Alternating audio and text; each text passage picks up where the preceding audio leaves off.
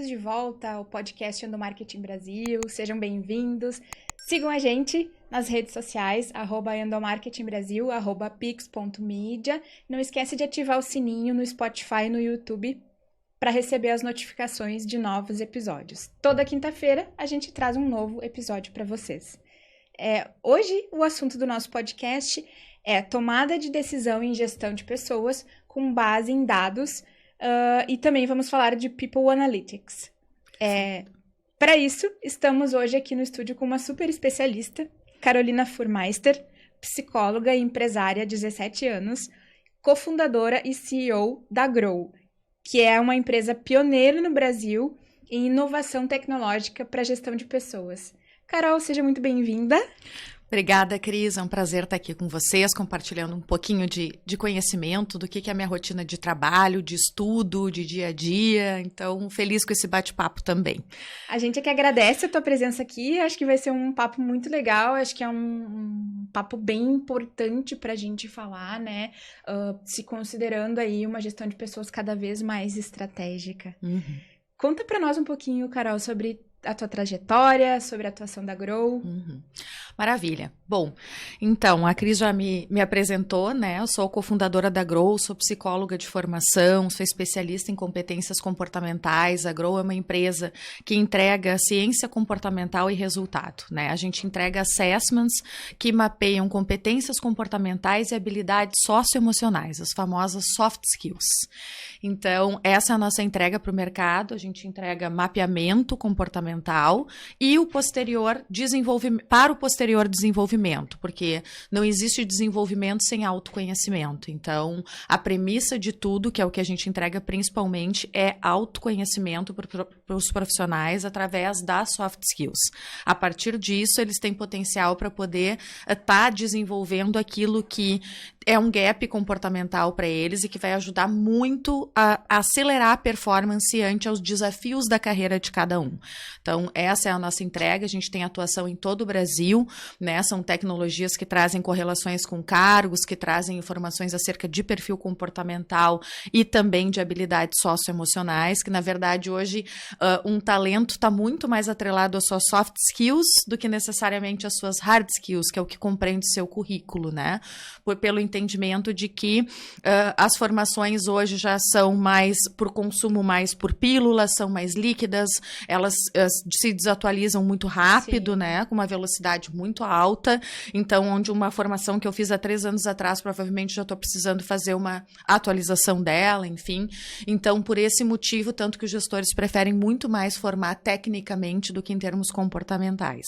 Então, a gente ajuda nessa entrega para poder contratar na base já, né, em termos comportamentais e depois para poder estar ajudando no desenvolvimento assertivo desses profissionais ao longo da sua trajetória dentro da empresa também. Pegando o teu gancho, Carol, antes da gente entrar na questão dos dados em si, vamos falar um pouquinho sobre as soft skills. O que elas são, né? O que são as principais requeridas de maneira geral no mundo atual e por que é tão importante olhar para elas? Perfeito. Então é isso, como eu estava falando, né? Elas representam hoje, sem dúvidas, um talento hoje, quando ele é buscado no mercado, ele está muito mais atrelado às suas soft skills, que é tudo que tem a ver com o comportamento, né? Porque as pessoas hoje são contratadas pelo currículo e demitidas por comportamento. Eram, na verdade, cada vez mais estão sendo contratadas também pelo comportamento, né? Então, justamente essa é a luz das soft skills e por que o mercado está trazendo tanta luz, os gestores, os CEOs estão se voltando para esse olhar também, né, que são competências comportamentais e habilidades socioemocionais, né? As principais requeridas no mercado, sem dúvidas, estão relacionadas à resiliência e ao potencial de reinvenção, né? Tendo em vista a velocidade que o mundo vem mudando, independente de perfil comportamental que tu tenha, em primeiro lugar, eu acho que essas duas questões eu colocaria como principais, assim. É tu conseguir transpor obstáculos de dia a dia através da resiliência simples e, ao mesmo tempo, ter tranquilidade para seguir fluindo, entendendo que isso é natural e que é importante que tu siga fluindo, que tu tenha um recurso interno para isso e para seguir performando também. E o segundo ponto é a reinvenção, como eu coloquei, né? E a gente gosta de tratar, por isso que eu falo dessas macro, Cris, pelo seguinte... a gente é um pouco avessa essa questão das principais, vou te colocar por quê. Porque tudo depende do que esse profissional quer para sua carreira, do que o cargo dele exige para ele, entende? A gente trabalha muito na filosofia de que não existe perfil certo nem errado. As pessoas às vezes ainda perguntam, né? Mas passei ou não passei no teste? Não existe essa aprovação, reprovação. Todos os perfis são úteis numa organização, no mercado de trabalho. A grande questão é o que a gente faz com eles, né? Então, eu consigo saber o que é ideal para mim a partir do momento que eu sei o que eu vou precisar para minha carreira. Né? Então, quando eu sei o que eu vou precisar para minha carreira, o que combina com os meus desafios para minha área, para a expectativa que a empresa que eu escolhi tem de mim, eu consigo sim definir quais seriam as mais estratégicas para eu poder estar desenvolvendo, entende? Eu faço uma analogia às vezes com a questão da conta bancária, né? É a mesma coisa que tu ter um projeto e tu definir, mas quanto que eu preciso para fazer esse projeto, né? Eu primeiro preciso conhecer o que tem na tua conta bancária. Tu tem R$1.000, tu tem 10 mil, tu tem 1 milhão para fazer esse projeto. Entende? E é a mesma coisa, porque eu não posso fazer do nada, é a mesma coisa com competências comportamentais. O que já tem, o que a Cris já tem dentro dela de competências comportamentais de pronto, para que eu defina ante os desafios de carreira dela o que vai ser interessante. É uma questão bastante personalizada. Legal, é interessante saber disso, e eu fiquei pensando que tem a ver, inclusive, com a fase da carreira que a pessoa tá, né? Perfeito. Com o tamanho do desafio que ela tá enfrentando, né? Daqui a pouco uma pessoa mais iniciante precisa desenvolver algumas habilidades, uma pessoa que tem uma posição que exige mais o lado político, né? Perfeito, exatamente. Ou tá indo para um novo desafio que precisa de muito foco em resultados, enfim, e por aí vai, né? Depende muito do momento da carreira da pessoa, do ambiente cultural dessa empresa que ela tá alocada também, né? Tem uma série de variáveis que impactam também. E como que a gente define People Analytics? Bom, People Analytics nada mais é do que a saída da área de gestão de pessoas nas organizações, da subjetividade da intuição, para uma gestão de pessoas e uma tomada de decisões muito mais embasada em fatos e dados, né? Então, é a saída da subjetividade para a objetividade. E eu quero dizer com isso que, assim, sou psicóloga de formação, né? Adoro isso e acho importante que quem entende que tem uma intuição apurada possa estar usando essa intuição, mas que a gente possa juntar essa intuição com o levantamento de dados assertivo. Porque toda vez que a gente está fazendo gestão de pessoas pautado na nossa subjetividade ou na subjetividade de um gestor, a gente pode estar vulnerável a cometer erros com pessoas, né?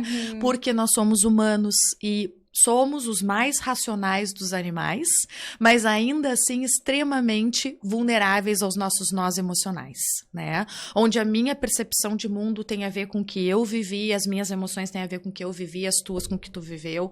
Então, para que a gente não fique vulnerável a isso e tome decisões de maneira equivocada sobre pessoas pautadas em percepções, é que essa ciência vem para a área de gestão de pessoas e para a gestão estratégica das organizações, para que a gente possa fazer o levantamento de dados acerca de pessoas, tá? Trazendo um conceito, um contexto histórico, assim, na verdade, surgiu isso a partir do filme Moneyball, não sei se tu já tomou contato, é de 2011.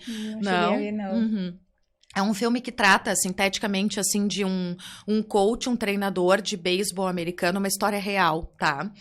E em que ele, sinteticamente, ele recebe um time para ele ser coach e ele não consegue verba, não consegue patrocínio para poder comprar os melhores jogadores que ele gostaria. E, ante esse desafio, o que ele faz é começar a estudar as principais skills das pessoas do time dele que ele tinha, que ia ser como ele ia ter que lidar, e ele estuda essas skills no sentido de alocar quais eram os jogadores que deveriam estar em determinadas posições diante do jogo. E, em suma, ele consegue ganhar o campeonato, enfim, e a partir daí é que as organizações começaram a se apropriar do conceito, né, e entender que isso se aplicava completamente ao contexto organizacional também. A gente aprende muito através do esporte, né? Então, esse é um case real. E em 2013, a gente já tem notícias do Google, que é a primeira empresa que fala disso já, em que já tinha reinventado completamente completamente seus processos de gestão de pessoas fazendo People Analytics. Em 2019, o VP para a gestão de pessoas do Google já fala que a estatística é a ferramenta mais importante de gestão de pessoas que eles têm, né? Então, trazendo conceitual, assim, é uma organização e análise de dados sobre aspectos do comportamento e desenvolvimento dos profissionais para contribuir com uma tomada de decisões assertiva e antecipar tendências de uma empresa. Então, toda vez que a gente está fazendo um levantamento de dados para entender o que deixa as pessoas mais felizes, mais realizadas, né, e com mais potencial de performance dentro de uma organização, nós estamos fazendo People Analytics. E, bom, o mercado está olhando, então, com um pouco mais de intensidade para isso, né? Uhum. E esse movimento, ele ajuda a área de recursos humanos, os profissionais de recursos humanos, a serem mais estratégicos para o negócio, né? Uhum. Mais relacionado aos resultados. Fala um pouco para nós sobre isso. Uhum, perfeito. É a área de RH, enfim, se apropriando do Big Data, tá? É a área de RH sendo mais tech, né? Podendo, de fato, se apropriar do levantamento de dados que é possível de fazer. Na verdade, foi uma das últimas áreas que se apropriou a isso, mas, enfim, chegou seu momento, né? Porque a gente fala, né, as áreas de marketing, finanças, comercial e operacionais, a gente já tinham indicadores relevantes há muito tempo, o marketing já se apropria disso há muito tempo, né? E a área de RH vem um pouco mais na carona disso, um pouco mais atrasada, mas enfim, não vamos ficar lamentando sobre isso. Porque é mais fácil de tangibilizar também, né? Números, enfim, quantificar as coisas. Eu acho que é natural. É natural, né? Perfeito. É natural, porque pessoas são seres complexos, né? Exato. As relações humanas são complexas. As relações humanas são complexas, a tomada de decisões acerca de pessoas é mais complexa, não é tão simples o levantamento de dados. Então... E a própria visão do papel não é só o papel dos recursos humanos, mas o papel de olhar para... né, as empresas olharem para as pessoas, não como números, não como recursos, e sim como humanos, né? Com a sua complexidade. Perfeito. E isso também não é tão velho, essa valorização das pessoas dentro da organização, né? Também... Por incrível que pareça. Né? Exatamente, por incrível que pareça. É lamentável, deveria ser muito velho, mas enfim, é o que é, né? E que bom que hoje vivemos outra era, de um olhar total para as pessoas, do entendimento da importância disso, né? Então, realmente vem isso, assim, a questão do olhar para pessoas, da importância de pessoas, depois do poder levantar dados sobre pessoas para uma tomada de decisões mais assertiva e também para atender essas pessoas com mais assertividade. Claro. Né? Isso não é um benefício só para as organizações, para que elas cheguem nos resultados, mas é um benefício para que cada um também, enquanto profissional, possa chegar nos seus resultados. Né? A gente trabalha com alguns exemplos assim, de levantamento de dados que eu gosto de trazer, como, por exemplo, assim, só para a gente levantar umas 7 alternativas aqui, a gente pode fazer, hoje é possível de levantar níveis de engajamento segmentados por áreas, por exemplo, onde eu posso estar rodando pesquisas de pulso, que a gente chama, que são pesquisas mais curtinhas. Acho legal de trazer também que, por mais que tenham ferramentais fantásticos no mercado para poder fazer levantamento de dados, hoje um bom Excel, um Google Docs, já faz People Analytics, entendeu? Sim. Então, o que eu quero dizer é que, assim, não necessariamente tu precisa de custo para isso, né? Tu precisa investir verba financeira, tu precisa de alguém que cuide desse projeto, mas tu tem já a ferramental disponível com boa vontade e uma definição exata do que tu quer levantar, tu consegue levantar. Então, se eu levanto, por exemplo, o nível de engajamento, como eu estou colocando, através do ENPS, que é o Employer Net Promoter Score, né? Um tema emprestado do marketing que se fazia com os clientes, hoje se faz com os colaboradores. Então, que é poder levantar de 0 a 10 o quanto que tu recomendaria essa empresa para um amigo ou para um familiar trabalhar. E essa pergunta simples, ela já consegue também trazer inputs de resultados, onde eu consigo detectar, bom, mas lá 50 pessoas do meu time comercial deu uma caída nessa indicação. Compensação, toda a minha área mais operacional, administrativa, isso está mais em alta. E aí eu detecto isso com mais velocidade, rapidez e consigo ver, bom, eu preciso fazer uma intervenção nessa área comercial, né? Eu preciso ir lá cuidar, eu preciso dar uma olhada como é que está essa liderança. De que forma essa liderança vem engajando essas pessoas? Por que essas pessoas estão se sentindo dessa forma? Então, eu também consigo atender esses colaboradores através de uma pesquisa de pulso curtinha, que é levantamento de dados. E que eu posso rodar a cada 3 meses, por exemplo, né? Quando a gente olhava há 10 anos atrás, a gente fazia uma pesquisa de engajamento, por exemplo, anual nas organizações, né? Em um ano acontece tanta coisa, né? Muitas coisas, exatamente. Troca pessoas, acontecem uma série de coisas. Então, é muito tempo para tu poder fazer intervenções assertivas, entende? E, de fato, poder cuidar daquelas pessoas. Como é que tu consegue cuidar on time? Então, esses são alguns dos exemplos. A gente consegue fazer levantamento hoje de índices de resiliência por áreas-chave também. Consegue levantar para entender, bom, nessa área eu preciso de pessoas mais resilientes, porque por mais que a resiliência seja uma competência interessante, ela também tem doses. Tem áreas que não requer tanta resiliência. A gente não precisa pedir tudo para todos, tu entende? Até nessas questões de soft skills, a gente pode ver qual é a regulagem exata que eu preciso. Então, eu não posso contratar um colaborador ou ter um colaborador que tem uma resiliência mais baixa? Claro que pode. Justamente, só não vamos alocar ele numa área em que requeira muita resiliência, porque senão ele vai sofrer. Né? Ele não vai performar, o que é ruim para a empresa, e ele vai entrar em sofrimento. Então, como é que a gente ajuda ele a alocar numa área onde ele não requer tanta resiliência e, ao contrário, mostra para ele isso e mostra caminhos para desenvolvimento, que é de interesse dele e de interesse da empresa, entende? Então, tu consegue fazer esse levantamento, eu consigo fazer um levantamento assertivo sobre quem são meus melhores líderes. Né? De fato, através de métricas ou do que a gente definiu que para nossa empresa vão ser indicadores para o que são de fato melhores líderes, né? Performance, perfil, enfim. E não ficar no que a Carol acha que são melhores líderes e o que a Cris acha. Porque se a gente ficar pautado na nossa percepção, tu vai achar que são uns e outros, né? Pode acontecer isso. Se a gente não tiver por identificação, enfim. Exatamente, tem todos os vieses, né? A gente tem um episódio só sobre vieses inconscientes aqui, que foi sensacional. A gente se dá conta que as nossas decisões são influenciadas por coisas que a gente nem imagina, né? Então, quando se tem os dados e fatos, fica mais justo e mais efetivo, né? Perfeito. E menos vulnerável aos vieses. Porque, só que e essa pauta é realmente muito interessante dos vieses inconscientes, né? Que todos nós estamos vulneráveis e requer muita humildade.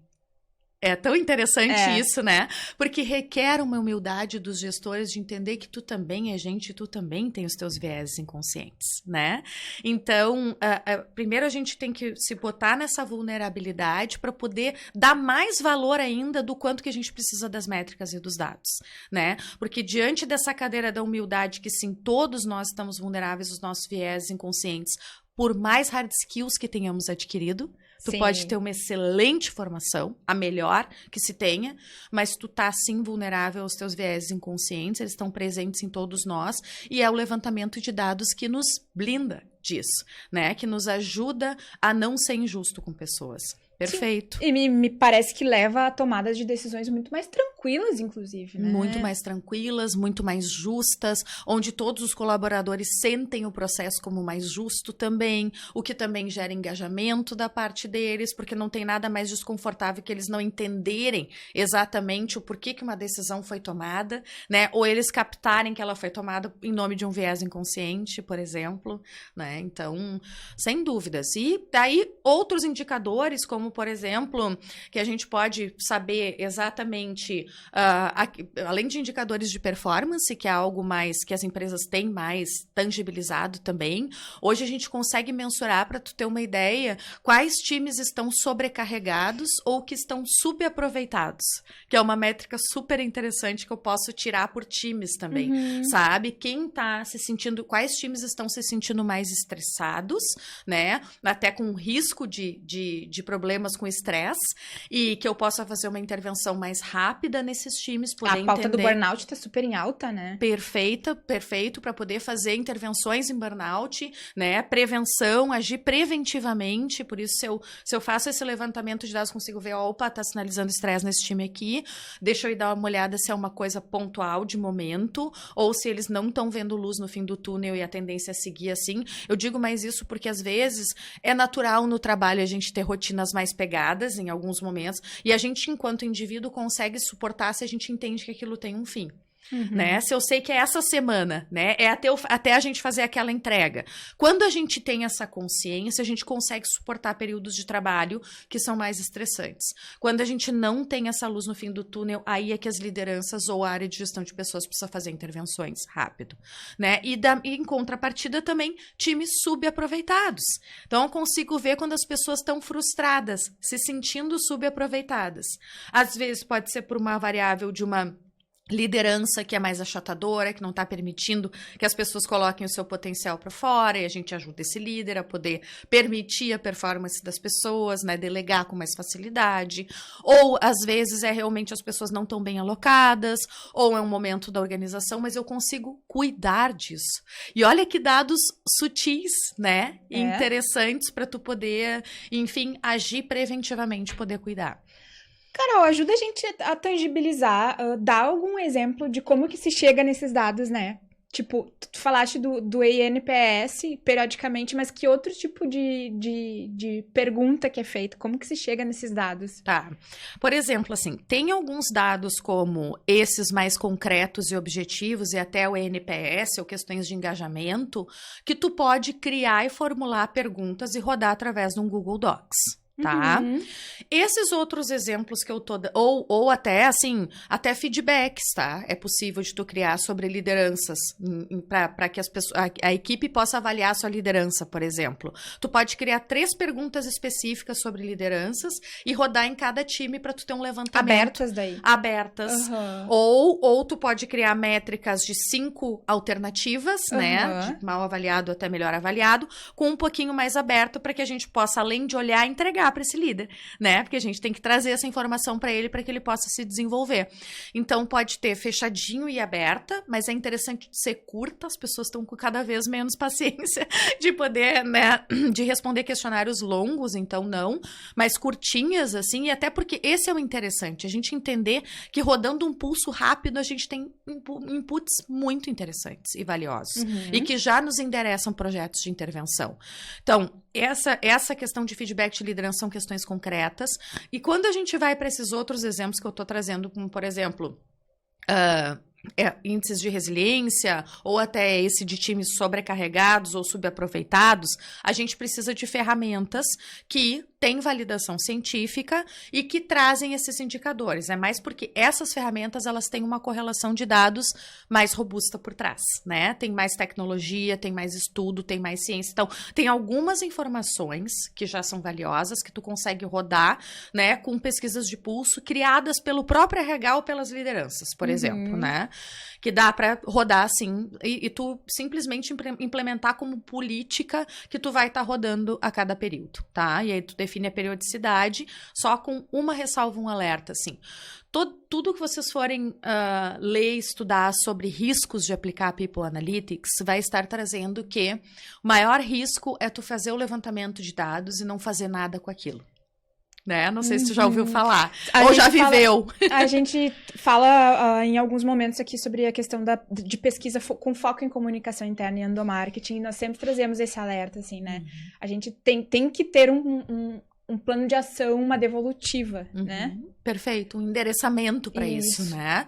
Então, para que as pessoas não se sintam simplesmente que elas estão sendo apenas pilotos ali, né? E que tu não tá aproveitando para entregar um benefício para elas daqueles dados que tu tá levantando. Então, é a responsabilidade, eu chamo sempre para responsabilidade assim. Por que tu quer levantar esse dado e o que tu vai fazer com esse dado, né? Às vezes eu trago um monte de exemplos do que dá para fazer e as pessoas ficam, mas por onde eu começo, Carol? Começa pela uma definição do que é mais importante para tua empresa de levantar de dados. Que dor vocês estão tendo nesse momento que vocês gostariam de respostas, né? Começa devagar, né? Como tudo, para tu poder levantar com assertividade e endereçar projeto em cima daquilo. Né? Então, esse é o lado que a ressalva que eu faço, que é importante. Assim. Até porque tem uma questão de confiança que está sendo alimentada ali com aquele colaborador, né? Então, se você faz um tipo de levantamento dar um endereçamento, que nem tu disseste, para as próximas também tá se criando uma credibilidade, né? Perfeito, pro engajamento dele na próxima que tu vai rodar, né? Exatamente, por isso, se não, desengaja. Porque ninguém gosta de se sentir que estão me aplicando um monte de coisa de pergunta e que, na verdade, eu tô vivendo o mesmo ambiente aqui, ninguém sequer me devolveu nada. Não é legal isso, né? Isso nada nunca muda aqui, porque eu falo e ninguém me ouve. Isso, aquela questão. Então, as pessoas, elas ficam com vontade de contribuir quando elas sentem que aquilo é gerador de resultado. Quando elas acessam os resultados, que tu está falando, né, da pesquisa de comunicação, é importante mostrar. E quando elas entendem que aquilo é endereçado de alguma forma benéfico para eles ou para o crescimento da organização. Mas eu interrompi trazendo esse parênteses dos riscos, né, de People Analytics e de poder, de fato, endereçar projeto. E a segundo ponto de mapear então, essas simples e essas mais robustas. Aí requer ferramenta, tá? Com software mais robustos, assim, para poder fazer o levantamento. Por exemplo, soft skills tu não levanta em pesquisa simples assim, né? Soft skills tu precisa de ferramental especializado para poder estar levantando isso, tá? E exemplifica para nós como é que é esse ferramental. Eu te confesso que eu tenho um pouco de dificuldade de tangibilizar, assim, fico curiosa. Claro. Então, vou pegar um exemplo do que a gente trabalha, que é a ferramenta de análise de perfil, PDA, tá? Ah, sim. Não sei se tu já ouviu falar. Conheço já. Uhum.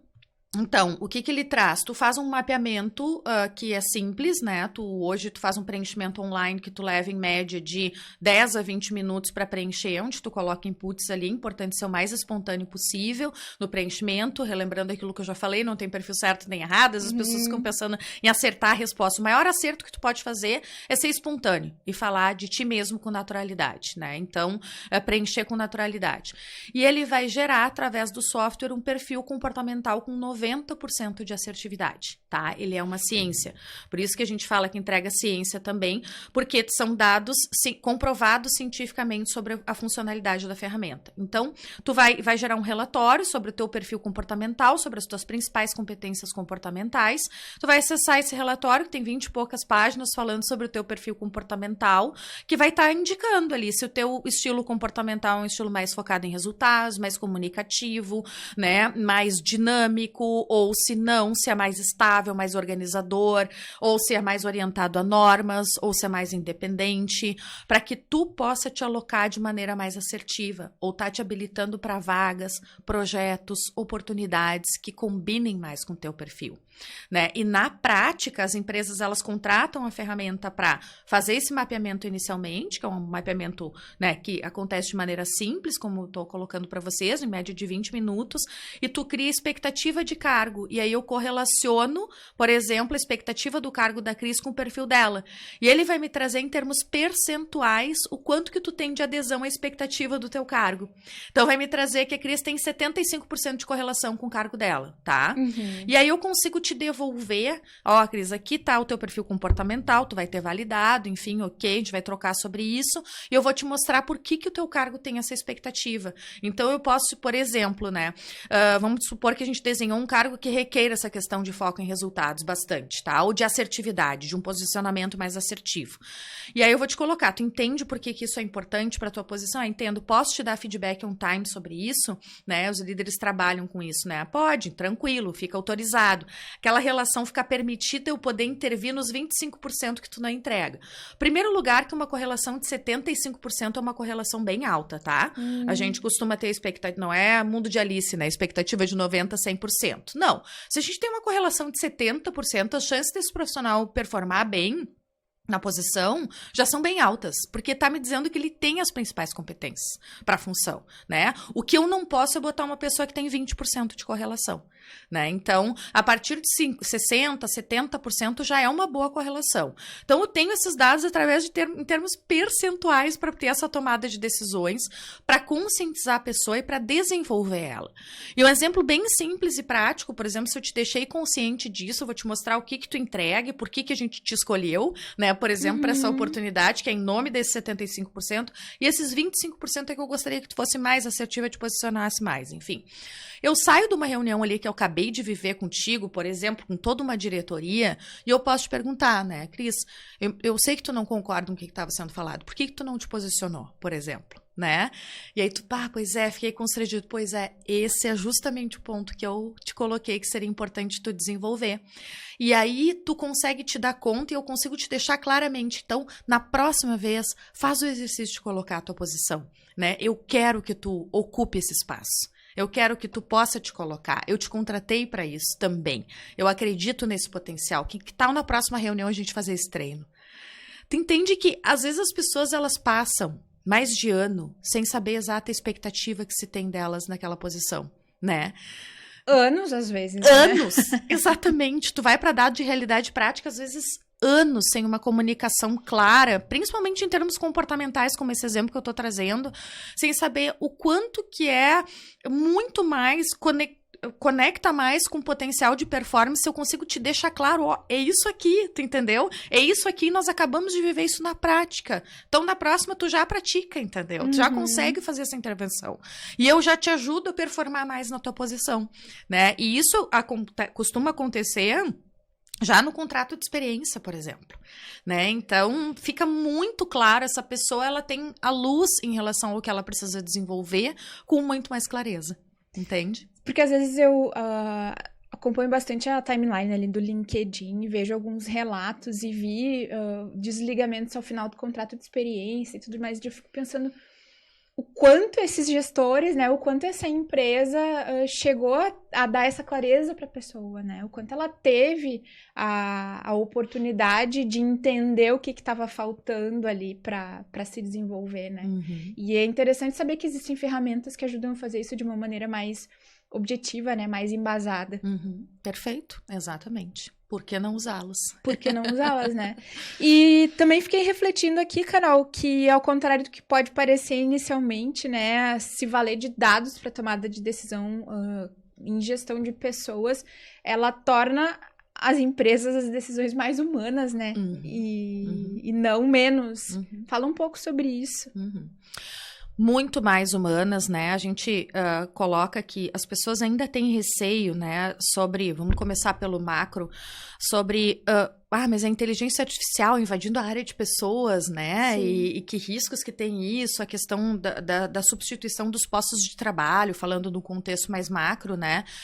E, na verdade, os postos de trabalho que a inteligência artificial substituiu até hoje são postos de trabalho repetitivos e não realizadores, né?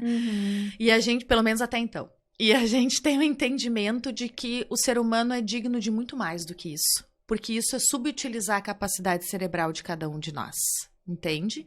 Então, que a gente possa virar o olhar sobre isso. Por mais assustador que seja, que a gente se assusta, é óbvio, são vidas, são empregos, são famílias sustentadas por aquilo, mas é reinvenção de mercado, isso acontece há muitos anos, em toda a nossa história, se a gente for olhar, né? E isso a gente tem ganhos também com isso, que é a evolução do mundo, né? E os novos recursos que a gente pode se utilizar e crescer enquanto humanidade, né? Então, faz parte do contexto, né? Sempre requer uma reinvenção das pessoas para que elas possam ser melhores aproveitadas.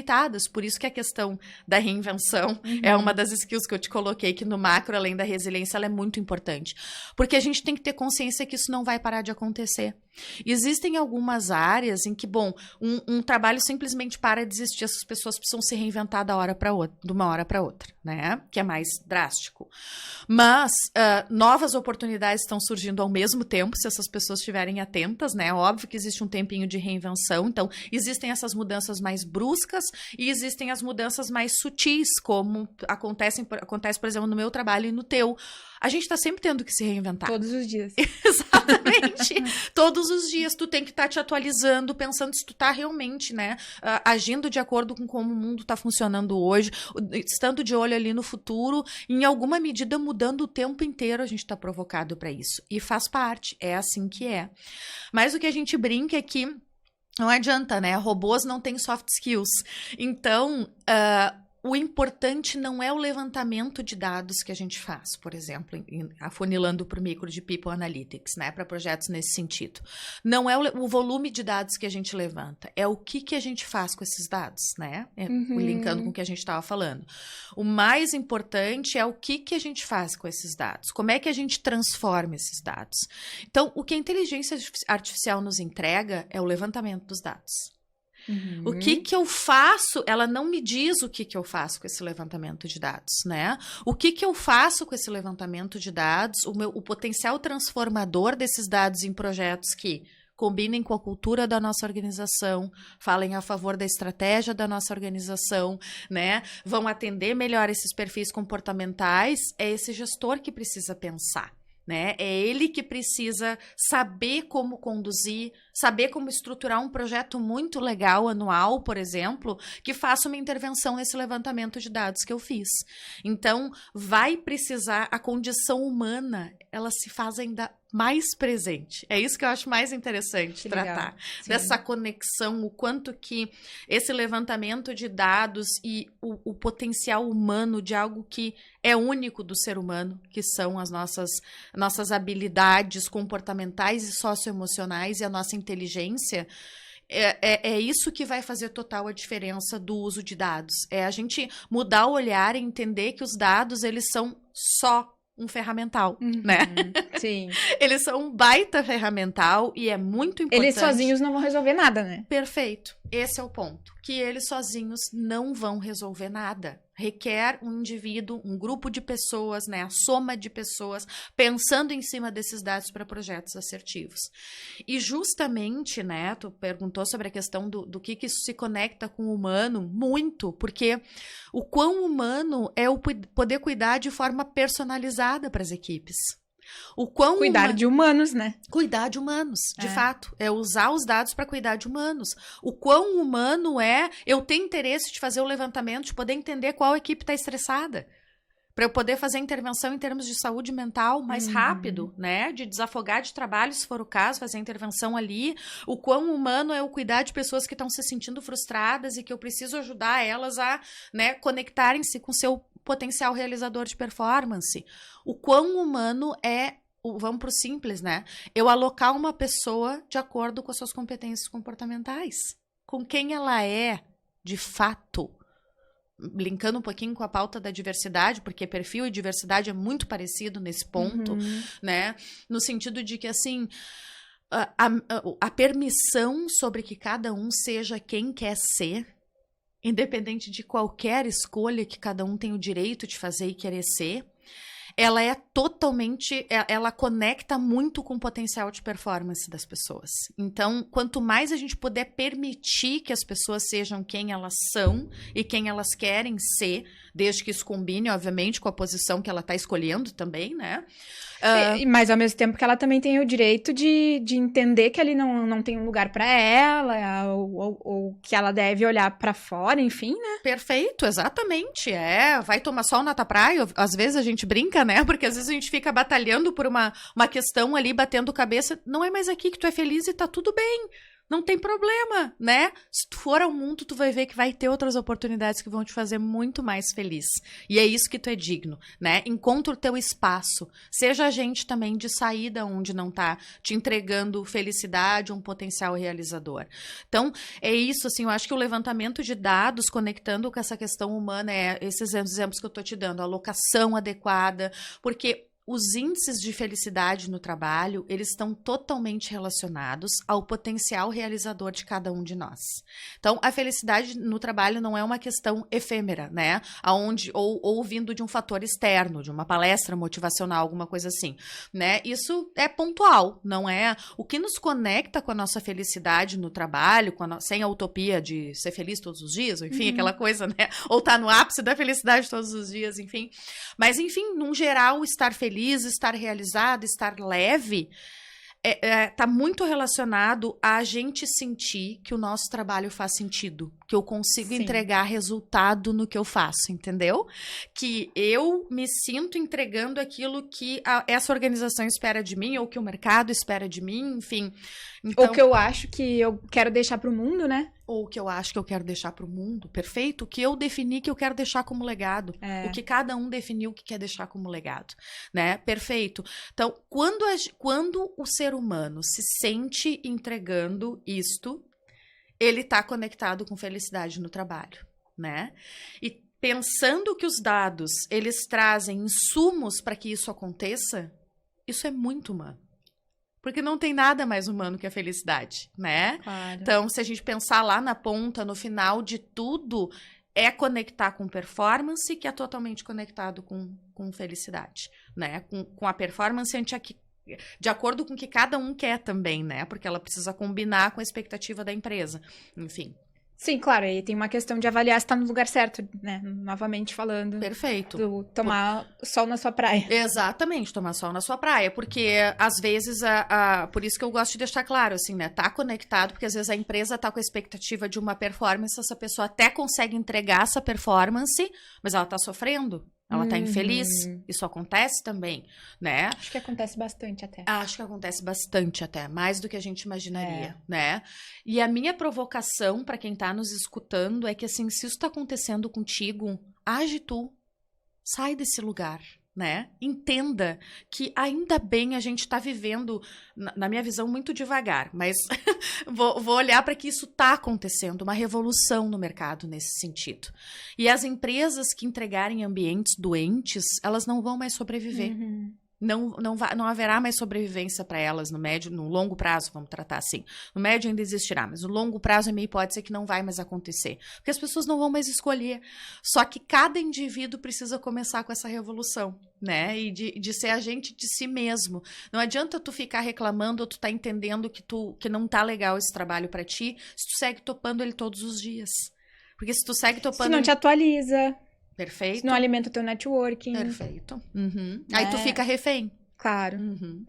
E claro, né, Carol, eu sempre gosto de trazer um alerta, assim, que a gente também tá falando de um recorte social que tem essa consciência, de que tem as oportunidades, de que tem as formações, de que tem o acesso a certas escolhas, né? A gente sabe que existe um grande percentual do mercado de trabalho aí que trabalha porque precisa, muitas vezes porque não tem escolha, não tem tempo, condições, enfim, de estar escolhendo, né?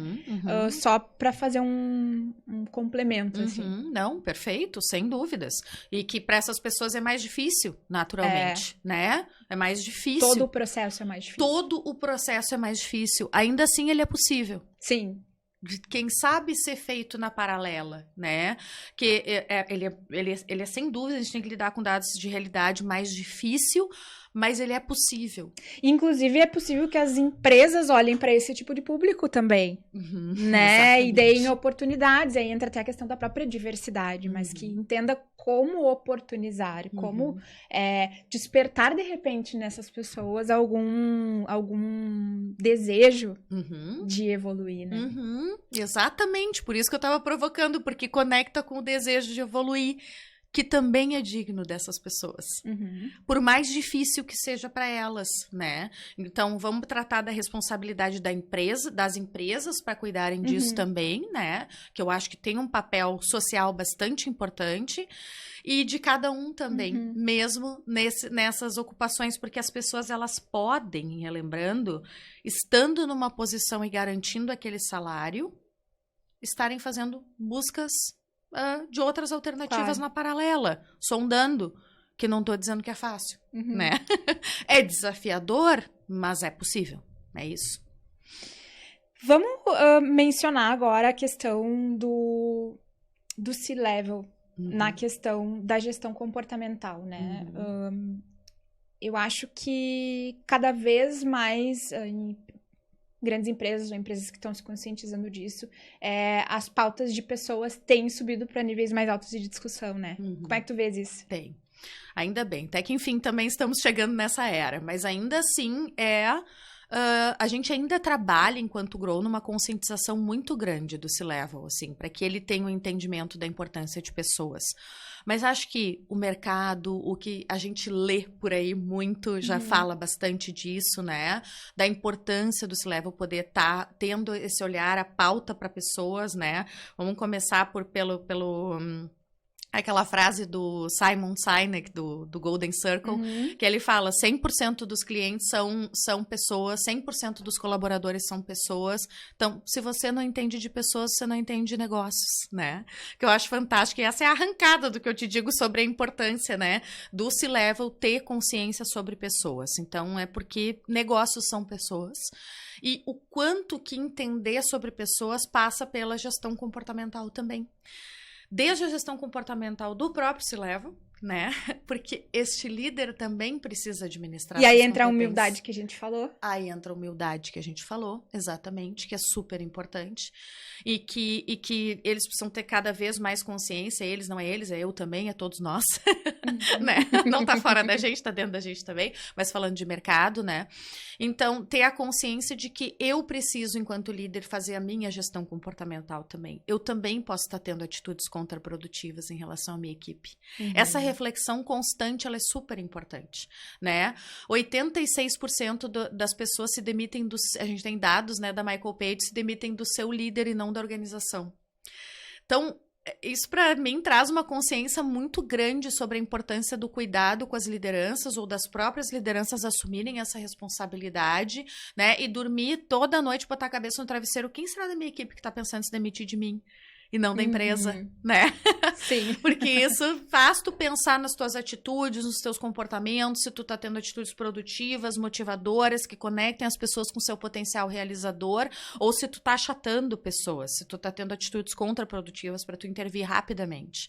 Então, primeiro na sua própria gestão, que eu acho fundamental, acho que é o primeiro tema de casa, assim, é poder ter um olhar para si mesmo enquanto líder, trabalhar mais no teu autoconhecimento, sabe? Poder agir mais sobre quem tu é, entender as tuas competências comportamentais com mais assertividade. Buscar os recursos que estiverem à disposição, né? Buscar os recursos que estiverem à disposição, como o que tu mais te identificar. Por exemplo, tu pode fazer um mapeamento de análise de perfil comportamental, tu pode fazer uma terapia, tu pode fazer um coaching, tu pode fazer qualquer linha, uma mentoria de desenvolvimento que tu acredite, mas que te ajude a olhar para ti. A gente não vem com a defesa de uma linha que é a mais assertiva. Não. Até porque se for goela abaixo também não funciona. Exatamente. Por isso que eu gosto, assim, num geral, eu posso deixar livre, mas esteja olhando para isso, esteja olhando para ti de alguma forma, entendeu? Né? Não é o mundo que tá errado ou os outros que não estão conseguindo te escutar, se não estão conseguindo te escutar, tem a ver contigo também. Então, essa reflexão de poder trazer para si é muito importante. E o segundo ponto é que os líderes precisam ter consciência de entender de gente, de entender de questões comportamentais da sua equipe, para eles fazerem abordagens mais assertivas, né? Gosto de dar um exemplo simples. Tem pessoas que se sentem extremamente engajadas e motivadas com uma liderança mais agressiva, mais provocadora, né? Tem pessoas que, aquilo dá uma gana, entendeu? Eu quero buscar. Eu vejo isso muito em perfil mais comercial, assim, de vendas, perfil mais né? comercial de vendas, exatamente. Que estimule a competitividade. Perfeito, exatamente. Que requeira a competitividade para performar bem, né? E que esse líder que estimula a competitividade, ele move aquelas pessoas se sentem, fiquei movida, acendi minha chama, né? Com essa abordagem. E esta mesma abordagem para um time mais reservado, né? Talvez, mais operacional, ou mais até colaborativo daqui a pouco. Mais colaborativo, perfeito, com estilos mais colaborativos, que também são extremamente úteis nas organizações, só que em outra posição, né? Se ele tiver essa mesma abordagem com o time de back dele, mais colaborativo, por exemplo, essas pessoas vão ficar com vontade de ir embora. Porque elas não gostam dessa abordagem, porque elas se frustram com essa abordagem, porque essa abordagem apaga a chama delas, ao invés de acender. Então, eu gosto desse exemplo porque ele é muito simples, tá? E deixa claro o porquê que é importante de tu conhecer o perfil de cada um da tua equipe. Ou geral das equipes, por exemplo, né? Tipo isso que a gente tá falando, né? Sim. Estilos comerciais, quais são as características que mais movem, estilos mais colaborativos, né? Mais de back, o que mais move essas pessoas. Porque eu, enquanto líder, preciso adaptar a minha abordagem, se eu quiser tirar resultado dessas pessoas, de acordo com quem elas são, não de acordo com quem eu sou. É claro que tu vai manter um estilo em linhas gerais que é importante, que as pessoas te identifiquem, mas as abordagens, tu também precisa ser estratégico nelas, porque o que vai mover um estilo de pessoas não vai mover outro. Então, tu precisa encontrar a abordagem certa para isso. Acho que essa é a principal importância, assim, que se entenda. E aí, a gente pode falar também sobre por que a área de RH fica mais estratégica, né? Trabalhando com isso. E acho que é porque isso combina com a estratégia da área de RH, com o olhar do C-Level para isso, né? E o RH, assim, ainda é uma área pouco investida dentro das organizações, né? Verdade. Uhum. Pelo potencial que tem, principalmente, né? Perfeito. Que assim, não deveria, de novo, né? Aquilo que a gente falou, né? Mas enfim, é o que é. Mas é que ainda existe, né, o estereótipo de que, é um pessoal que manda abraçar a árvore. Exatamente, ouvidoria, abraçar a árvore. Então, organizar festinha. Isso, organiza festinha, ouvidoria, abraçar a árvore. Então, assim, como é que a gente sai desse papel? É protagonista da saída desse papel, né? Desse estigma. Com dados, People Analytics é uma grande ferramenta para que tu seja mais assertivo e saia desse papel. Porque o que o C-Level gosta é dados, é resultado. Então é importante que tu fale a língua dele.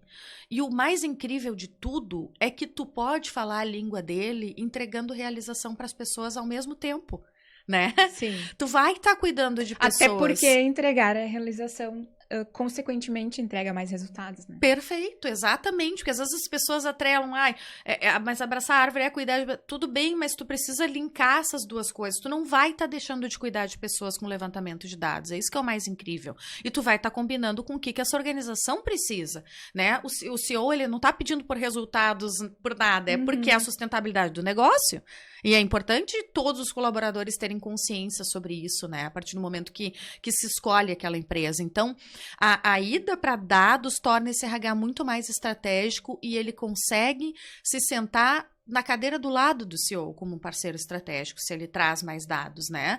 Consegue também argumentar por mais investimentos. A gente já vem evoluindo bastante no sentido de uma área muito mais investida, né? Só para olhar para tudo que já conquistamos, para metade do copo cheio também, né? Acho que a gente já evoluiu muito, mas há que se ter coragem para dizer, falta muito para evoluir. Falta muito. Eu provoco os RHs para assim, tu precisa de muito mais de budget. Bota o dobro. Tu precisa do dobro para realmente cuidar de pessoas, para entregar resultados para esse negócio de acordo com o que precisa, né? Só que tu precisa ter argumentação. Precisa ser mais estratégico, precisa desenvolver a tua visão estratégica, que é o mesmo que a gente fala aqui muito frequentemente com relação à comunicação interna e o endomarketing. Os profissionais precisam se apropriar dos espaços, né? Total, exatamente. E através de mostrar que resultados que isso entrega, né? Que é o que tu tá dizendo. Sim. Como é que tu consegue mostrar que resultados isso entrega? Porque às vezes a gente fica, quando vê, tá num papel de vitimização, tu vê, a nossa área não é olhada aqui, né? Não adianta, eu não consigo espaço com ele.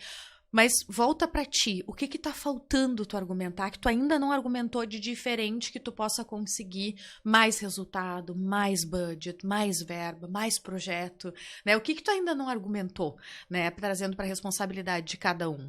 E a gente tem indicadores, assim, incríveis, hoje já tem cases de empresas, assim, mais globais, como a MetLife, por exemplo, que reinventou completamente seus processos de contratação dos times comerciais, tá?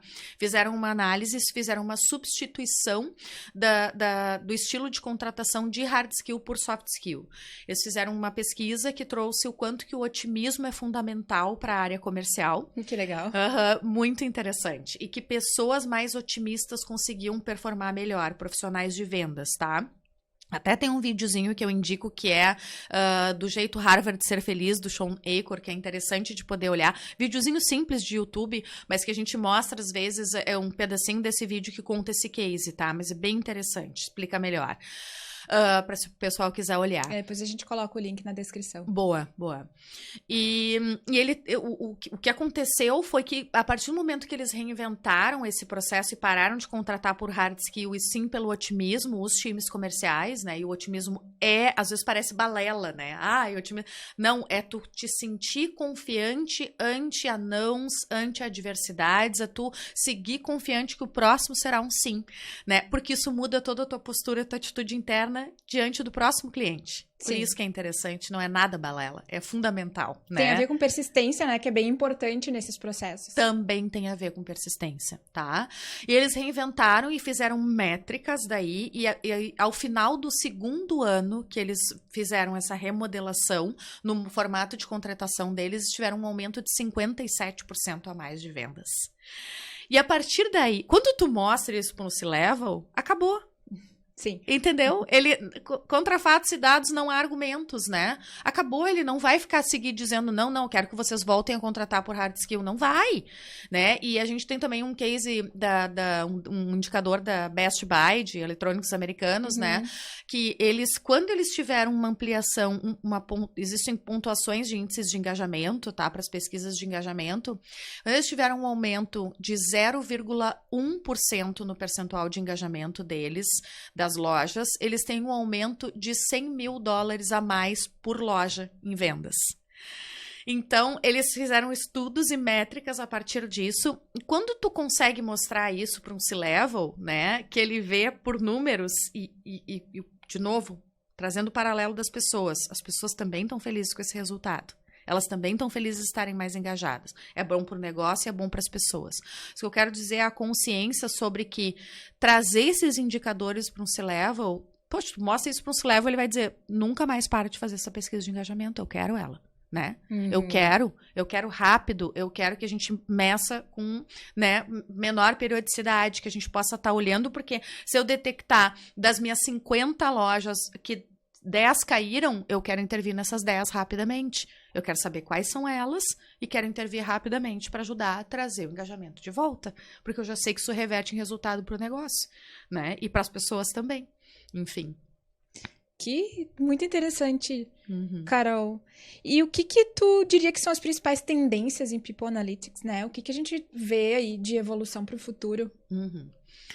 Assim, a gente ainda estava, assim, a pauta começou a surgir um pouco mais forte aqui no Brasil em 2018, tá? Falando de contexto, assim. Então, aí se vão 5 anos, né? 5 anos é uma criança ainda, né? Em termos de ciência, de aplicabilidade prática, né? Muito em primeiro lugar, é muito recente. Em primeiro lugar, é onde estamos, que eu acho importante da gente pensar, né? Até pra gente não ter expectativa muito alta. A gente entender que as coisas levam um tempo, é um processo, né? Em 2018, a gente teve uma pesquisadora aqui no Brasil, num evento da HSM, que chama Ellen Rosenthal, que é uma inglesa, que é uma consultora e pesquisadora, e ela trouxe uma pesquisa que ela fez com 550 líderes de RH no entorno do mundo, trazendo que, sinteticamente, a gente pode botar o link dessa pesquisa dela também, que é disponível. Boa. Sinteticamente, assim, mas desse lançamento, assim, em 2018, que os RHs tinham a consciência que eles precisavam estar implementando People Analytics, né? Então, um grande número, 95%, se não me engano, com a consciência de que precisava implementar, né? Que precisava ser disruptivo, que precisava agir, mas quando veio a pergunta o quanto tu já vem fazendo, avaliando hoje o que tu já vem fazendo, os índices eram mínimos, né? Então, muito poucos, assim, mas mínimos, tipo 5%. Conseguindo considerar que já estavam colocando em prática, né? Então, isso ali há 5 anos atrás. Agora, a gente já tem uma pequena ampliação em relação a isso, e a gente pode olhar já uma ampliação em relação a isso. 2019 já trazia uma média de 15% das organizações se sentia com segurança e prontidão para poder colocar que sim, tinham projetos bastante estratégicos de People Analytics, mas é algo que vem crescendo muito, falando de nos últimos 3 anos agora que a gente tá, né? Pautando de 19 para cá, ainda mais com a pandemia no meio. Que nos despertou nos atrapalhou e nos despertou para muitas coisas também, né? Nos desenvolveu para muitas coisas também. E para isso foi bem significativo. Então, agora a gente já evoluiu nesses índices, mas ainda é baixo, né? Mas já tem uma evolução nesses índices, mas o sinalizador mais interessante que eu acho que o quanto que a gente vem evoluindo nesses índices é o volume de startups para People Analytics, que vem surgindo no mercado, tá? Hoje a gente vai para feiras de gestão de pessoas, tem um volume de startups muito grandes querendo entregar para o mercado recursos para levantamento de dados de pessoas, para que se possa ter um levantamento ágil, né? Um aprimoramento mais rápido. Então, isso é bastante interessante. É muito alto essa área, é uma área em que vem crescendo muito.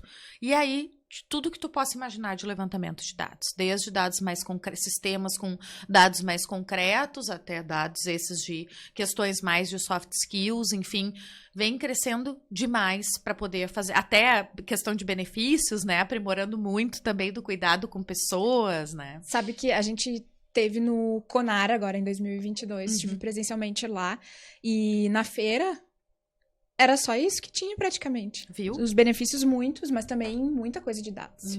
Tecnologia para gestão de pessoas muito forte. Realmente. Exatamente. Então, aí tu vê o quanto que tá forte, o quanto que tu vê que a gente tá vivendo um início de uma revolução nesse sentido, né? O início eu te digo porque agora, 2022, que voltou presencial, é o primeiro ano que a gente vive uma feira assim.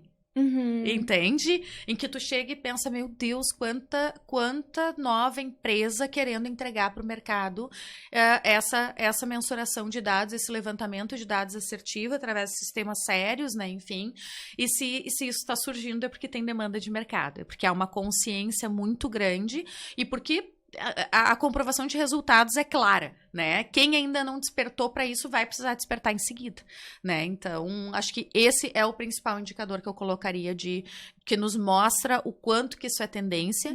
E aí a gente pode pensar nas mais diversas áreas, assim, de levantamento de dados de pessoas, é o que a gente já conversou aqui, que tem para levantar. Sim, então a gente tem aí um longo amadurecimento ainda antes de se pensar em revoluções para o futuro, né? A gente tem que aproveitar o potencial do que já existe agora. Perfeito. E assim, começar a colocar em prática, porque isso ainda está muito na teoria, tu entende? Assim, na teoria de importante, no lançamento das startups, mas agora a gente está no momento de as empresas contratarem de fato e experimentarem.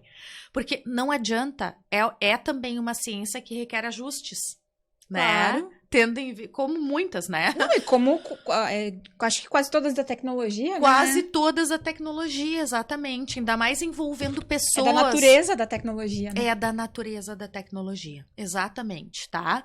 E como a questão de pessoas envolve questões culturais, de organizações, que às vezes são específicas de uma para uma, mais ainda, tu entende? Então, imagina que a gente tá vivendo um 2022 em que a gente assiste a isso nas feiras, mas, bom, a gente tá num momento que as RHs estão começando a contratar isso, mais em massa, de forma mais forte, para daí ver, isso aqui funcionou para nós, isso aqui nós vamos ampliar, isso aqui não funcionou muito, não faz sentido para nós. Então, eu consideraria a gente num caráter muito ainda de experimentação, já colocando em prática para valer, com responsabilidade, favorecendo a pessoas, né, se utilizando disso, mas ainda é bebê, né?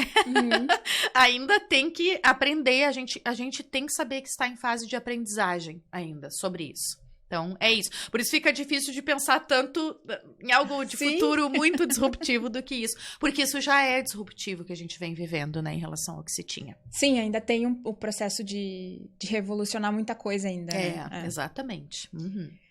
A gente se encaminhando para o final da nossa entrevista, Carol. De que forma que a comunicação interna e o endomarketing podem se valer desses dados? Vamos tentar fazer uma conexão aí com o tema macro do nosso podcast. Claro, perfeito. Eu acho que de muitas formas, tá? Mas assim, primeiro que se tu te apropria desses dados ou se tu conhece melhor as pessoas que tu precisa te comunicar na organização, mais assertivamente tu consegue fazer a tua comunicação também, né? Então, vamos pegar pelo conhecer o que move essas pessoas, o que de fato faz elas felizes, o que engaja elas, o que elas avaliaram de uma última comunicação que vocês fizeram, como é que elas, por exemplo, pegar avaliações, né, de como é que elas, levantamento de dados, acesso a dados sobre como essas pessoas estão vendo, do que elas estão sentindo falta, quem elas são, que característica tem cada time. Um pouco mais, não em tempo real que eu quero dizer, mas com mais frequência, né? Com mais frequência, eu acho que é isso. Com mais frequência e mais profundidade sobre as diferenças dos times nas organizações também. Obviamente, sempre respeitando uma cultura macro, uma diretriz macro, né? Que uma comunicação interna tenha que respeitar e andar conforme, mas ser estratégico no sentido de que, bom, tu vai fazer uma campanha, sei lá vamos pegar esse time comercial que a gente estava falando, né? Que gosta desse estilo mais agressivo, mais competitivo. Por que tu não pode fazer uma comunicação mais forte para eles, por exemplo, se tu é demandado, né? Entende o estilo desse perfil, o que gruda nesse perfil, né? O que tem cola, o que esse perfil se atrai e trabalha específico nesse time com esse estilo de comunicação. Aí sai do meu know-how, que combina mais, mas para as pessoas da tua área combina, sabem o que pega mais, que cores pegam mais, que estilo de comunicação vai pegar mais com esse estilo, ou vamos pegar mais pessoal da TI, de tecnologia, né? Uma startup de tecnologia, por exemplo, são pessoas mais reservadas, mas extremamente inovadoras, né? Com uma mente muito inovadora. O que cola mais com esse tipo de profissional, enfim. Sim, na verdade, é generalizar menos, né? Estereotipar menos. Menos. E trabalhar com um perfil real daquele grupo ali, né? Me parece essa a oportunidade. Eu acho que duas coisas. Trabalhar mais com o perfil real daquele time e levantar mais respostas mais rápido, que nem tu disse antes, sabe? Assim, ter feedbacks, inputs sobre aquelas pessoas e o que elas estão achando dessa comunicação, o que elas sentem falta de maneira mais rápida. De pesquisas de pulso mais rápidas. Ou, mesmo que tu não te faça valer de um levantamento de dados necessariamente, né? Tu pode, às vezes, estar no one-on-one também perguntando isso, mas buscando respostas concretas, né? Buscando respostas e entendendo os perfis e os estilos dos times e da organização, eu acho que é uma forma de se valer de People Analytics para a comunicação interna. Que legal. Carol, eu queria te agradecer muito pelas tuas contribuições aqui, foi muito legal, eu achei que tem muita coisa interessante aí, eu fiquei bem feliz de conhecer esse tema. E te agradecer a tua presença aqui mais uma vez. Imagina, Cris, eu que te agradeço muito a oportunidade de poder estar aqui com vocês, trazendo um pouquinho dessa pauta que é apaixonante para mim. Então, toda vez que a gente tem a oportunidade de disseminar, de trocar até com profissionais sobre ela, é super bacana pra gente. Obrigada pelo convite. E a gente que agradece. Onde é que o pessoal te encontra? Quais são os teus perfis da Grow? Acho que vou falar mais do Instagram e do LinkedIn. Pode me encontrar com carolina.furmeister e a Grow é grow_gp. Que ótimo. Muito obrigada, Carol. Geralmente a gente está com uma série de conteúdos lá sobre essa pauta. Quem se interessa, achou interessante a pauta, conecta lá no meu perfil no da Grow, que vai estar tendo pílulas constantes sobre isso. Maravilha, vou seguir lá também. Quero acompanhar mais de perto esses movimentos. Pessoal, encerramos então aqui mais uma edição do podcast Endomarketing Brasil. Lembrando que o podcast é uma realização da Pix Media, startup de tecnologia com foco em soluções para comunicação interna. Sigam @pix.media. Sigam a gente também no @endomarketing Brasil. Nós nos vemos na semana que vem. Um abraço a todos, até mais.